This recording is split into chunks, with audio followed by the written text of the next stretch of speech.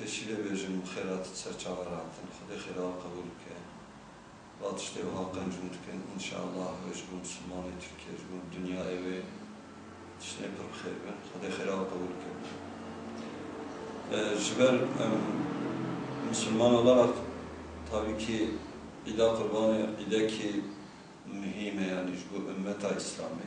Em dileki hoşşi, em bibejin, em fikirni ama manen gerçekten de havayedin de em epeyce bir malume ve em üzüntülini. Sebebi bir çünkü ilo de dünyaya da ümmeta İslami gerçekten gerek devleti İslami ilo ne selamet edene, buna günet selamet edene bile.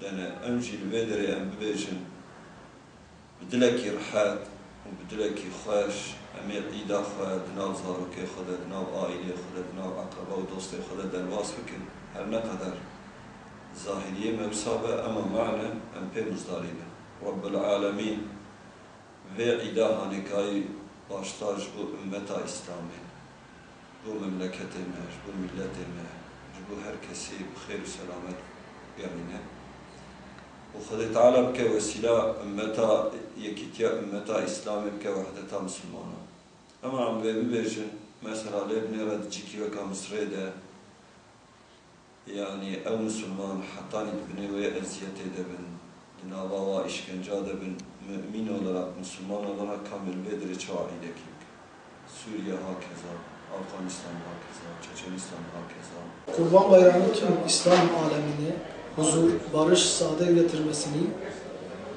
Yüce Allah'tan niyaz ediyoruz ve bütün zulüm altındaki Müslümanların, hususen Mısır'daki, Filistin'deki, Suriye'deki, Arakan'daki Müslümanların bir an evvel zulüm altında çıkmalarını, Allah onlara zafer nasip etmesini Cenab-ı Allah'tan niyaz ediyoruz. Tüm İslam aleminin Kurban Bayramı'nı kutluyor, hayırlara vesile olmasını diliyoruz. Malumunuz üzere bir senede 2 tane dini bayram kutluyoruz. Bunlardan ilki Ramazan bayramıdır. Bir diğeri ise Kurban bayramıdır. Bu bayramlar Allahu Teala tarafından biz Müslümanlara birer hediyesidir. Önümüzdeki ayın 15'inde inşallah biz Kurban bayramını kutlayacağız. Kurban bayramı denilince ve kurban denilince aklımıza Hz. İbrahim gelmektedir.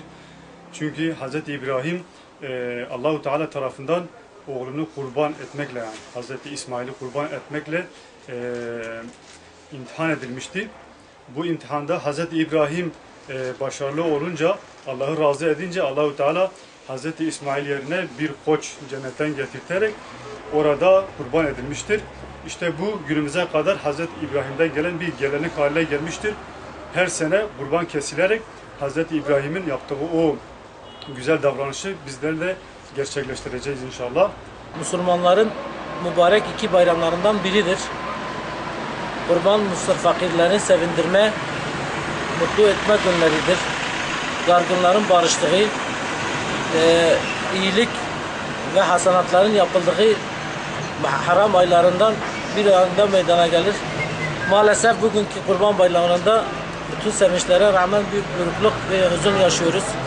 Sebebi ise Müslüman coğrafyasında meydana gelen olaylardır. Müslümanların kanlarının akılmasıdır. Mesela Mısır'daki meşhur seçilmiş yönetimi junta yoluyla işten alıkoyma ve tutuklamaları, öldürülmeleri, Suriye'deki olaylar, Müslüman halkın öldürülmeleri, özellikle Moro, Filipin, bütün dünyada, Afganistan ve İslam coğrafyasının hali bütün dünyaca malumdur. Bu nedenle bir yokluk ve hüzün yaşıyoruz. Bütün bunlara rağmen bayramlar Müslümanların mutlu ve sevinçli olma günleridir.